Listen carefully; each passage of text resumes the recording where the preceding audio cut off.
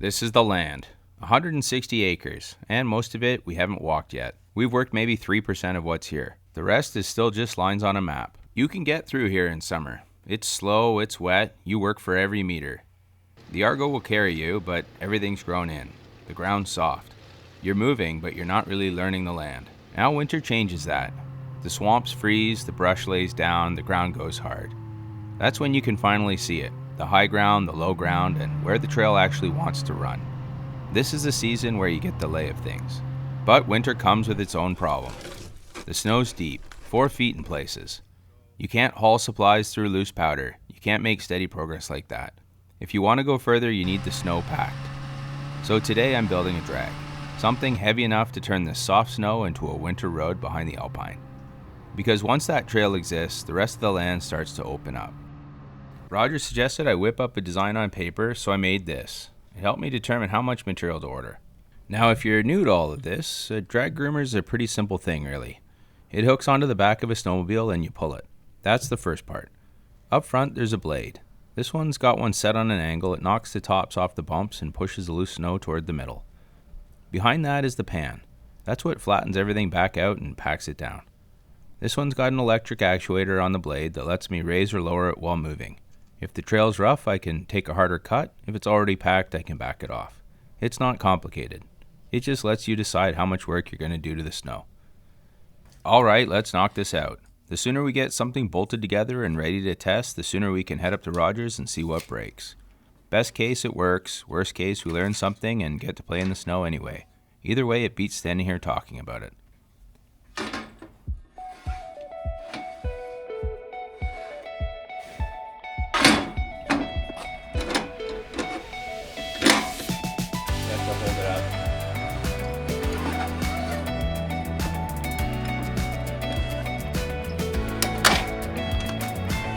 What I like about working with aluminum is it does what it's told. If I draw it that way in CAD, I can cut it that way in real life, no guessing, no persuading. This saw gives me 2 angles to play with, which means the pieces go together the way they're supposed to. It's a good feeling. Makes me feel more like an engineer and less like an artist hoping nobody notices.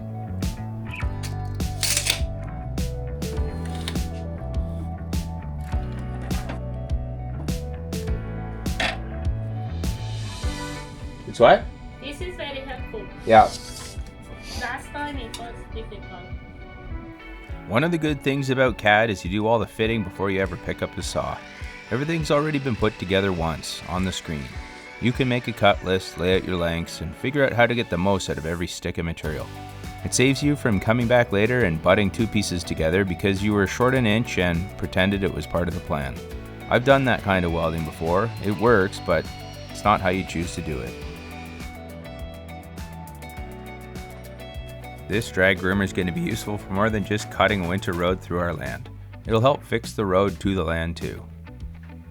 There are a few spots out there where the ground dips underneath the snow, and if you don't slow down ahead of time, you find out about them all at once, usually by leaving the seat. The groomer will knock those down, fill the lows, and save us from learning the same lesson in every trip. The other issue is ruts. When the trail gets used while it's warm out, it doesn't take long before it looks like somebody drove through with bad intentions. It took a few good snowfalls just to get things back to something respectable. This will help clean that up, and more importantly, it'll pack the trail hard enough that it's a lot harder to wreck in the first place. It won't stop anyone from making a mess entirely, but it should at least slow them down, which is usually the best you can hope for.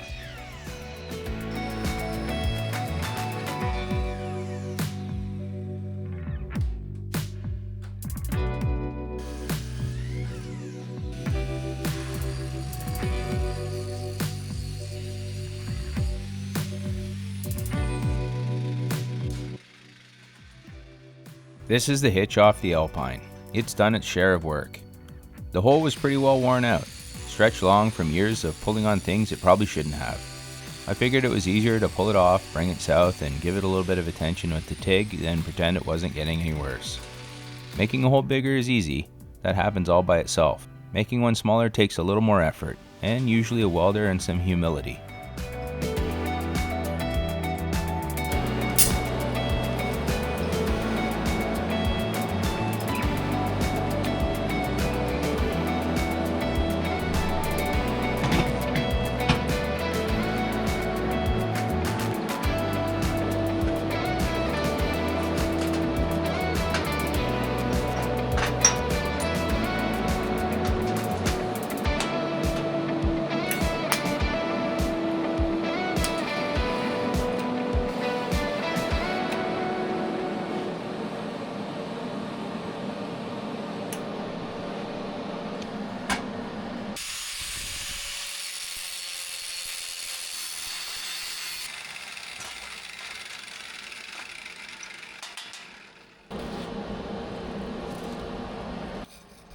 Now, I told you what I liked about working with aluminum. Let me tell you what I don't. The cleaning. Aluminum wants to be filthy. It grows an oxide layer just sitting there and it doesn't care how nice your weld looks. First, you wipe it down with acetone. Then you scrub it with a stainless steel brush to get the oxides off. Then you wipe it down with acetone again, just in case it got any ideas in between. And if you skip any of that, aluminum will let you think everything's fine right up until the weld teaches you a lesson. It's a patient material. It waits until you're confident.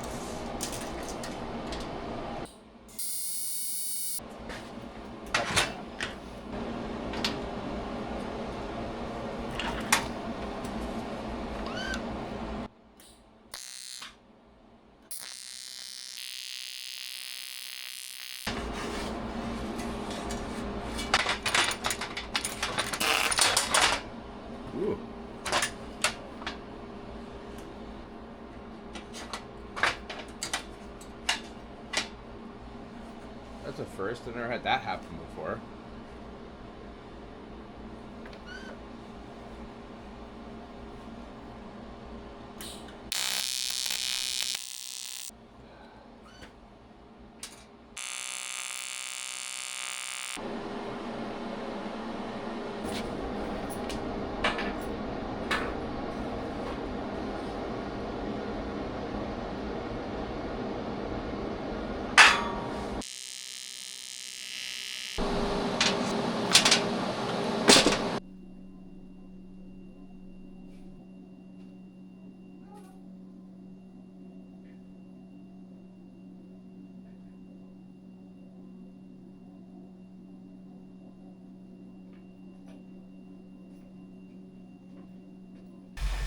So what's the point of all this? We're building this drag so we can cut a winter road back through the property. That's the first job. The second job is setting up a small base camp, farther back than we've ever worked from before. We're not saying exactly where that is yet, mostly because we're still walking it. We do know from looking at the ground and spending some time on maps is that there's a stretch back there that stays high and dry. Good soil, open enough to work with. With the right access, we should be able to clear it and turn it into a field. Not a garden you kneel in, a field you can work with a tractor. A couple of acres to start, maybe 5 if things go well, maybe more.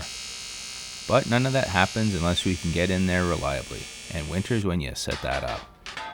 If you wait till summer, you're already behind.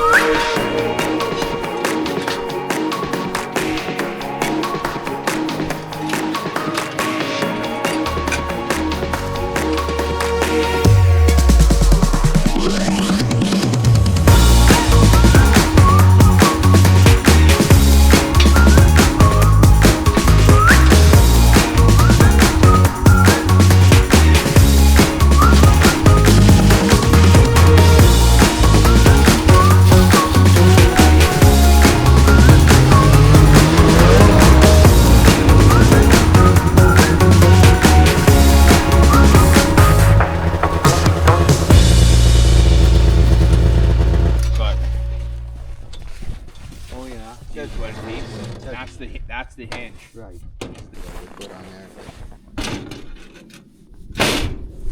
Let's try it once, and then we'll just even go around here. We'll see what it's packing like, and then if we go out on the runway, right? Should we keep the block in there or leave it without? No, let's yeah, and then take a picture, and then we'll see, and then kind of like then we can talk and kind of like, hey, we need some more weight to push down.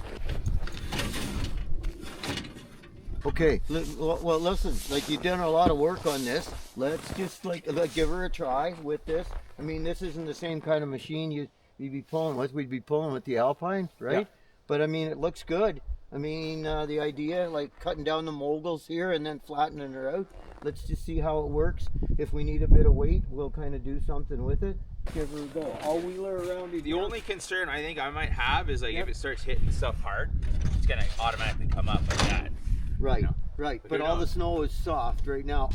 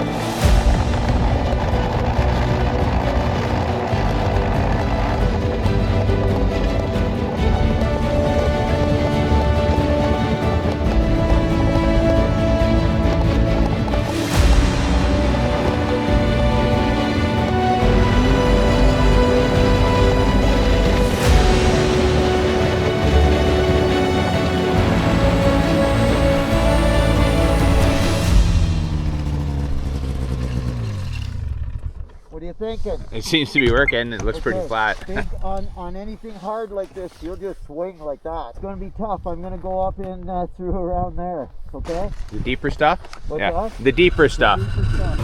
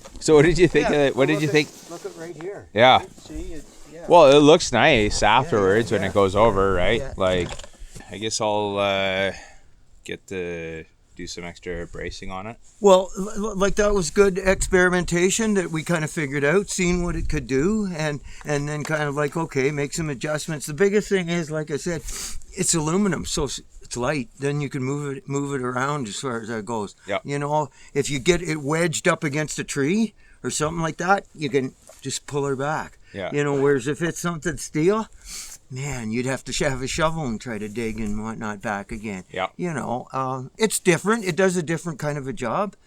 But I think, you know, what we're talking about is going in with the Alpine, making a trail, and then this will, any fresh snow on her, just making it nice and smooth. Yeah. Anyway, so. And I see like the big problem that I'm having out there is just kind of like dips in the land. Right. And, you know, because you get going, like there's certain spots where I know, like especially with the Alpine because it doesn't have suspension. Yeah. But even if I did have suspension, it's like, well, you slow down for that spot because there's, You know it's like that. you know, they're moguls, and the moguls aren't from people ripping it up. It's right. from the land. From the land. The way of the land is. Yeah, it was flat when I first went across, but all of a sudden you go down into the snow and then down into the snow again, right? And like, You end up so to be able to, talking. get more snow back into that area without having to sit there with a shovel and and put stuff in. It was a good first test. The triangle bracing should take the slop out and save the welds over time. Once the actuator's in for good, the blade will stay where you put it, and that's what matters. It doesn't need to be fancy, it just needs to hold. I'm heading back up north to start cutting the trail to the next base camp. We'll see how honest it is once it gets some miles on it.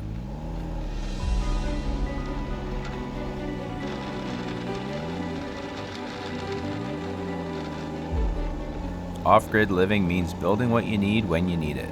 We'll be back in the bush soon. Take care till next time.